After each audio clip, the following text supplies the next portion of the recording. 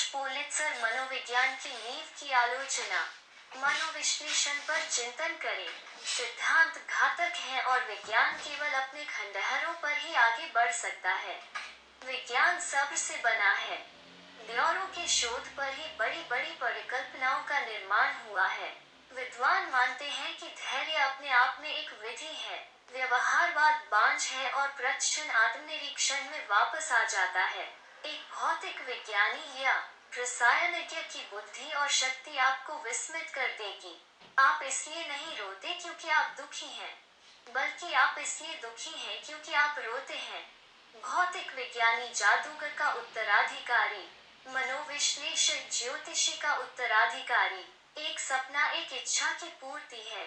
केवल फ्रॉइड कहते हैं कि सपने का एक अर्थ होता है और वो इसका समर्थन करता है। यदि किसी स्वप्न की प्रकट सामग्री कष्टदायक है, तो यह एक दुःस्वप्न है। मनोविश्लेषक बस अपने विषय को जाने और बात करने के लिए कहता है। विषय का किसी और चीज से कोई लेना देना नहीं है। मनोविश्लेषक विषय से पूछता है कि जो कुछ भी उसके दिमाग में आता है, बिना आलोचना के, बिना मितव्ययिता के, तभी पारंपरिक व्यवस्थाओं को छोड़ दे, खुद को उसकी गुप्त द्वंद्वात्मकता से प्रेरित होने दे। बचपन की यादें जो मनोविश्लेषक की रुचि रखती हैं, वे दमित हैं। प्रतिरोध प्रभाव विचार को सामान्य मार्ग से चेतना तक पहुंचने से रोकता है। साथ ही उन स्मृतियों को आकर्षित करता है जिन्होंने एक महान संवेदी जीवंतता को बनाए रखा है। प्रतिगमन सिर्फ एक साधारण विचलन है।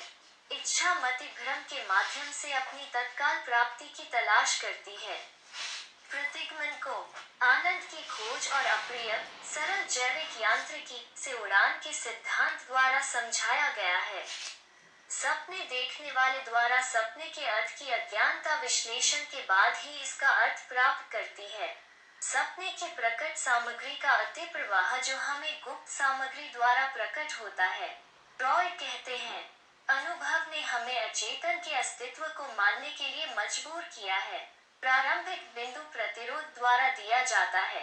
विश्लेषण के दौरान विषय कुछ विचारों का विरोध करता है।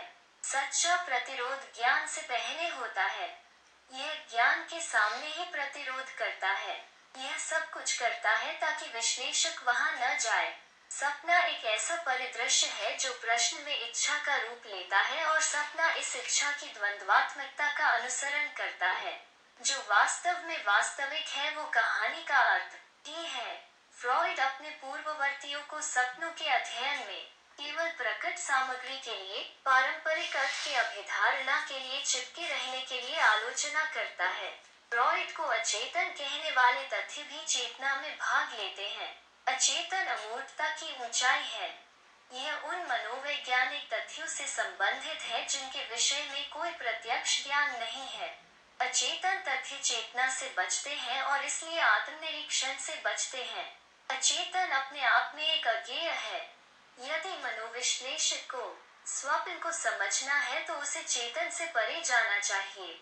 गुप्त सामग्री पर जाने के लिए प्रकट सामग्री को छोड़ दें। मनोविश्लेषणात्मक तकनीक शाही सड़क है जो अचेतन के ज्ञान की ओर ले जाती है। सच्ची और नई धारणाएं। पहचान और ओडिपस परिसर। पहचान एक ऐसा कार्य है जिसका अर्थ है। एक पहचान में जो हड़ताली है, वो है इसकी चौड़ाई। व्यक्ति उस व्यक्ति के मॉडल के अनुसार एक परिवर्तन से गुजरता है जिसने उस समय तक एक कामेच्छा वस्तु, उसके जीवन का प्रभावी हिस्सा, एक श्रृंखला दृष्टिकोण की कुंजी के रूप में उसकी सेवा की थी। फ्रॉइड के लिए परिसर में बड़ी भावात्मक तीव्रता का आरोप लगाया गया है। मनोविश्लेषण एक शुरुआत है, इसके वास्तविक सार पर प्रकाश डाला जाना चाहिए।